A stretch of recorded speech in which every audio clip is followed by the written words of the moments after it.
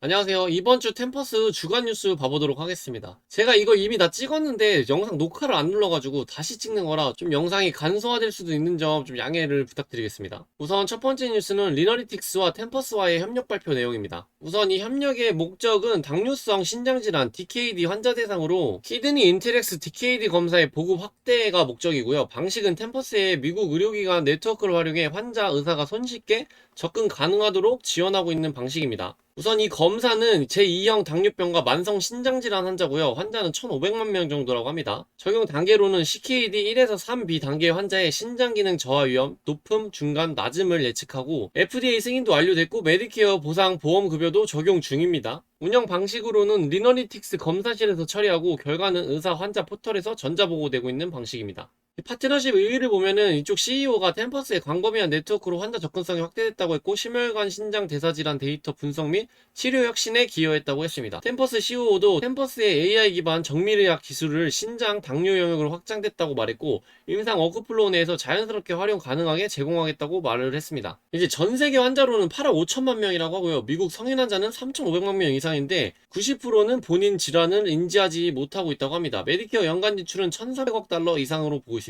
템퍼스 관점에서는 이번 협력으로 암, 심혈관을 넘어 대사, 신장질환까지 사업 확장한 게 되게 큰 의미가 있습니다. 그래서 이제 매출 관련돼서도 알아볼 텐데 일단 저 위에까지만 중간 결론을 내보자면 템퍼스는 리너리틱스와의 파트너십을 통해 당뇨, 신장질환이라는 거대한 환자군 미국만 1,500만 명을 포트폴리오에 포함시켰습니다. 이는 단순한 암 진단 정밀의료 기업에서 만성질환 관리 시장까지 확장하는 중요한 이정표로 보험급여가 이미 적용된 검사라는 점에서 즉각적인 매출 기여와 의료 현장 적용 가능성이 높습니다. 그럼 이제 직접적으로 기업에게 중요한 건 매출인데 저기 수익이 나냐 뭐 이런 걸 좀 살펴볼 텐데 일단 키드니 인테렉스 검사는 이미 FDA 승인도 받았고 메디케어 보험 급여가 적용된 상태입니다. 그래서 병원에서 의사가 검사를 주문하면 실제 진단 매출로 바로 발생이 가능합니다. 검사 처리 자체는 리너리틱스 검사실에서 이루어지지만 템퍼스는 의료 네트워크 EHR 통합 주문 채널을 제공해서 환자 수요 확대와 매출 쉐어 구조를 가지고 있습니다. 그래서 즉각적인 매출화가 좀 가능하다고 보고 있는데요. 보험 적용돼서 환자 본인 부담금이 낮아요. 그래서 빠른 임상 채택이 가능합니다. 템퍼스 네트워크 대형병원과 EHR 통합으로 시작부터 규모 있는 도입이 가능해요. 다만 검사 자체는 리너리틱스 실험실에서 처리되므로 템퍼스는 플랫폼 파트너 수익, 수수료와 리퍼럴 매출 구조일 가능성이 큽니다. 따라서 당장 큰 매출의 폭발보다는 안정적이고 반복적인 보험 청구 기반 매출로 축적될 것으로 보고 있습니다. 시장 규모는 미국 내만 약 1,500만 명이고 이 키드니 인터렉스의 이제 보험가는 1회당 약 950달러로 꽤 높은 편입니다. CMS 승인 기준이에요.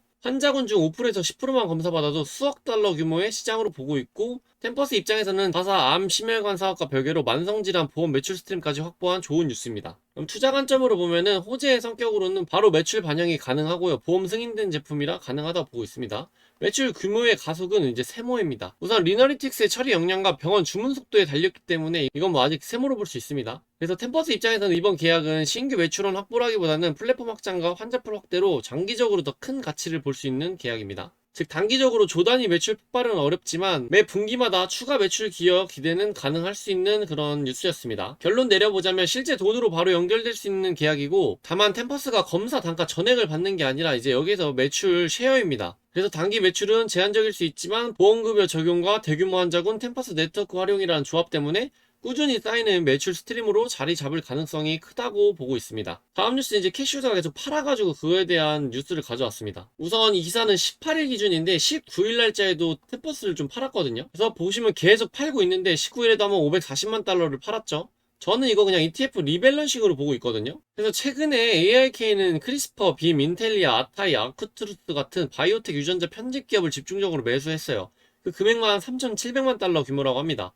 반대로 매도는 템퍼스를 매도했는데 템퍼스는 약 2개월간 1883만 달러를 매도를 했습니다. 이거 18일 기준이라 조금 더 늘어났다고 볼 수 있죠. 또 팔았으니까. 그래서 의미는 캐시우드는 성장성이 높지만 아직 충분히 평가받지 못한 바이오텍 초기 주자로 포트폴리오를 재편하면서 이미 150% 급등한 템퍼스는 차익 실현 구간으로 보고 있다는 시그널로 볼 수 있습니다. 그냥 많이 올랐기 때문에 차익 실현한다는 느낌으로 리밸런싱 구조로 보면 됩니다. 이거 팔아서 아직 좀 안 오르고 주목받지 못한 곳에 좀 같은 섹터로 투자하는 느낌으로 보시면 될 것 같아요. 저는 그렇게 생각하고 있습니다. 그래서 애널리스트들 평가는 이거는 아까 한번 자세하게 다뤘었는데 사실 그냥 기술적인 내용이고 많이 올랐으니까 좀 떨어질 거다.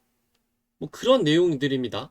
이제 이거는 뭐 동의할 수 없는 부분들이라 밸류에이션 너무 높다. 이게 이제 어떤 동종으로 볼 건가인데 이건 이제 아마 전통적인 산업군으로 봤을 거예요. 그리고 엠버리 인수로 구조적 성장 둔화 우려는 뭐 말도 안 되고요. 이미 이거 실적으로 상승세를 보여줬기 때문에 성장 둔화 우려는 살짝 힘들고요. 데이터 사업 상장세 둔화도 리스크로 언급되어 있는데 데이터 산업은 앞으로 좋아질 일만 많이 남았고 이 데이터의 가치가 계속 올라가고 있기 때문에 사실 이건 좀 동의할 수 없는 부분인데 여기선 이런 언급들이 있습니다.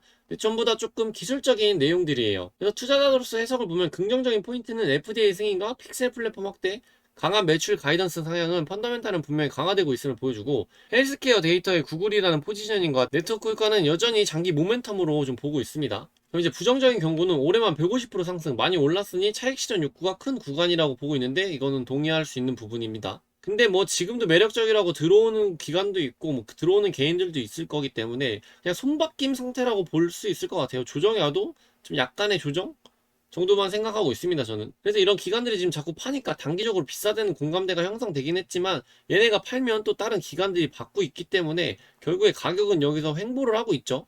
그럴 때 이제 횡보를 하는 거고 뭐 다른 뉴스 따라서 왔다 갔다 하겠죠. 이거는 뭐 아예 기술적인 거라 의미 없다고 보고요. 그럼 이제 투자자로서 어떻게 받아들여야 될까를 보면은 ARK 매도는 펀더멘탈 악화 신호는 아니라고 보고요. 오히려 포트폴리오 리밸런싱 차익 실현 관점으로 보는 게 맞다고 생각하고 있습니다. 하지만 ARK가 단기적으로 싼 주식의 무게를 옮기고 템은 비싸다라는 판단을 내렸다는 점에서 밸류에이션의 경고등이 켜졌다는 뭐 그런 내용의 경고를 이제 개인 투자자들이 받아들일 수 있다는 뭐 그런 내용입니다. 그래서 뭐 많이 올라서 밸류에이션 부담 구간이긴 하다 뭐 이런 내용이고요. 단기적으로는 조정 횡보 가능성이 높다고 보고 있습니다. 그래서 장기와 단기 분리 전략이 필요하다고 보고 있는데 저도 동의하는 부분이고요. 장기로는 데이터 자산 FDA 승인 확대로 구조적 성장지도 코어 보유 가능하다고 봤고요. 단기로는 이제 이게 팔아가지고 추가 매수 타이밍은 조정 시점이 유리하지 않나로 보고 있습니다. 어쨌든 단기나 장기나 둘 다 상승을 보고 있는 편이에요, 추세는. 그래서 정리를 해보면 템퍼스 펀더멘탈은 더 강해졌지만 단기적으로는 너무 많이 올라서 기관과 애널리스트들이 차익 실현 모드다라고 볼 수 있고 투자자로서는 장기 코어 포지션을 유지하되 추가 매수는 조정 이유가 합리적이다라고 보는 게 가장 저도 합리적인 것 같습니다. 조정이 올지 그냥 올라갈지는 아무도 모르기 때문에 뭐 오면은 담고 그냥 올라가면 장기로 들고 있는 이제 물량은 또 어차피 올라가기 때문에 뭐 저는 떨어지나 올라가나 둘 다 좋은 상황이긴 합니다. 현금도 많이 갖고 있기 때문에 나름 조정이 와서 내려오면 받을 생각입니다. 지금도 단타로도 내려오면 받고 올라가면 좀 덜어내고 그런 식으로 많이 하고 있습니다, 저는. 이제 다음 뉴스는 재생의학의 시장 규모에 대한 상승에 대한 얘기인데 이거 첫 번째 뉴스에서 파생되어 온 뉴스라 좀 간단하게만 볼게요. 우선 재생의학, 세포치료 이쪽이 시장 규모가 24년 58억 8천만 달러에서 34년에는 443억 9천만 달러로 상승할 거라고 보고 있고요. 연평균 성장률이 22.69% 성장을 예상하고 있습니다. 주 동력으로는 재생의학 수요 급증과 암, 당뇨병, 심혈관 질환 등 만성질환 증가로 보고 있고 유전자 편집, 바이러스 벡터 등 첨단 바이오 기술 발전과 정부의 줄기세포 연구 지원 확대가 주요 동력으로 보고 있습니다. 이제 저기 뉴스에서 뭐 여러 플레이어들이 나왔는데 거기 함께 언급된 게 템퍼스 AI인데 왜 언급되었냐면 첫 번째 소식에 다뤘던 이 계약 체결 때문에 있습니다.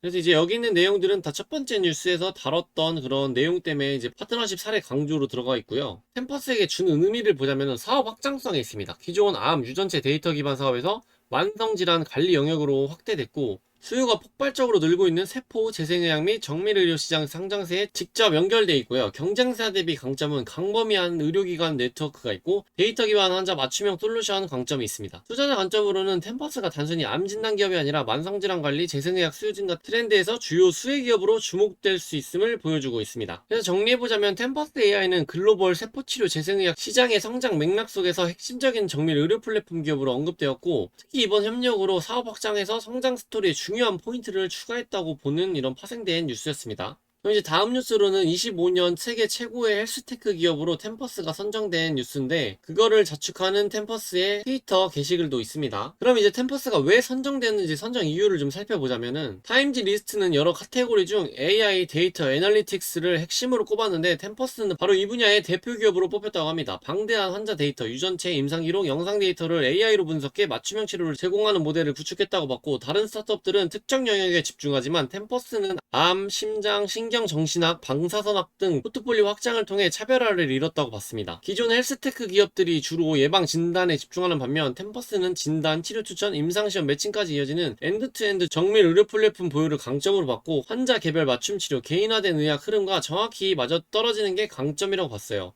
이제 계속 지날수록 이런 정밀의학이 높게 올라갈 거라고 다들 보고 있습니다. 그리고 재무와 네트워크로는 대형병원 제약사와 협력을 통해 데이터 네트워크 확장으로 더 많은 환자, 의사가 템퍼스 플랫폼을 사용하고, 네트워크가 커질수록 AI 정확도와 신뢰성이 높아지고, 이는 다시 파트너십 확대로 연결된다고 봤습니다. 선순환 구조로 보고 있죠. 타임지 선정 기준, 재무실적, 평판, 온라인 참여도에서 특히 평판 인지도 측면에서 강점이 있다고 봤습니다. 그리고 타임지 기사에 따르면 헬스테크 시장에서 가장 빠르게 성장하는 분야는 AI 데이터 분석 분야고, 템퍼스는 암, 만성질환 관리 등 시장 수요가 폭발적으로 증가하는 분야에서 이미 자리 잡았다고 봤습니다. 즉 산업 성장률이 20% 이상인데 그게 회사 전략과 맞아떨어져서 아웃스탠딩 평가를 받았다고 합니다. 그리고 혁신과 신뢰도 측면에서는 유전자 편집, 바이오마커 검증, 임상시험 최적화 등 혁신적인 기술 적용에서 선두주자로 있다고 봤고, 동시에 FDA 승인, 병원 도입, 실제 임상 적용 사례가 늘어나면서 아이디어 단계가 아닌 실제 적용 기업이라는 점이 강조되었습니다. 이게 실제 적용되고 있는 기업이 많지 않습니다. 단순 연구가 아닌 의료 현장에서 이미 쓰이고 있는 AI 솔루션, 경쟁사 대비 신뢰도가 높다고 봤습니다. 지금 이 템퍼스가 하고 있는 사업 영역에서는 템퍼스가 거의 좀 독보적이라고 보고 있습니다. 평가받고 있기도 하고요. 그래서 좀 결론 내려보자면 타임지는 단순히 매출 규모가 아니라 기술 혁신성, 시장 파급력, 평판 인지도를 종합평가했고, 템퍼스 AI는 AI 정밀의료 플랫폼 리더십과 실제 임상 도입 성과, 대형 네트워크 효과, 폭발적 시장 수요와의 정합성 모두가 이 네 가지 포인트 때문에 아웃스탠딩 헬스테크 기업으로 선정되었다고 합니다. 나날이 기업들의 좋은 뉴스들이 계속 추가되고 있는 게 참 주주로서는 저는 만족스럽다고 생각을 하고 있습니다. 계속 회사가 좀 잘 되면 어차피 주주도 그 몫을 나눌 수 있기 때문에 좋은 방향으로 계속 나아가고 있다고 저는 보고 있고, 장기 투자에 대한 믿음이 조금 더 많이 생기고 있는 편입니다. 최근에 좋은 소식들도 많이 떴기 때문에. 그럼 이제 마지막으로는 이제 숏 비율 한번 볼 텐데요. 공매도가 아직도 25%입니다. 27%에서 2% 정도 상한을 했고요. 이게 빨리 한 사이클 더 상승이 나와서 좀 10% 초반대까지는 좀 내려왔으면 좋겠네요. 이 공매도들이. 이거 언젠가는 상한을 해야 되는 물량이기 때문에 이게 평생 들고 있을 수는 없습니다. 근데 얘네가 지금 이거 빌린 이자가 또 싸고 이 상한 소요일도 짧기 때문에 뭐 우리가 말하는 그런 폭발적인 쇼커버 상승은 나오기 힘들지만, 그래도 이거 계속 상한을 하면은 조금 이제 좋은 뉴스들과 함께 조금 바닥을 다지면서 조금 더 좋은 상승 추세를 받을 수 있는 포인트라고 볼 수 있습니다. 살짝 촉매제로 볼 수 있죠. 이게 터지기 시작하면은 계속 상한을 하니까. 이 기관들도. 오늘은 영상 한번 찍었다가 그 영상을 녹화를 안 누르는 바람에 다 날아가서 다시 찍게 돼서 첫 영상보다는 훨씬 좀 짧아졌는데 그래도 중요한 내용은 다 전달된 것 같습니다. 오늘 영상은 여기까지고요. 영상이 마음에 드셨거나 템퍼스 주주시라면 좋아요와 구독 부탁드리겠습니다. 감사합니다.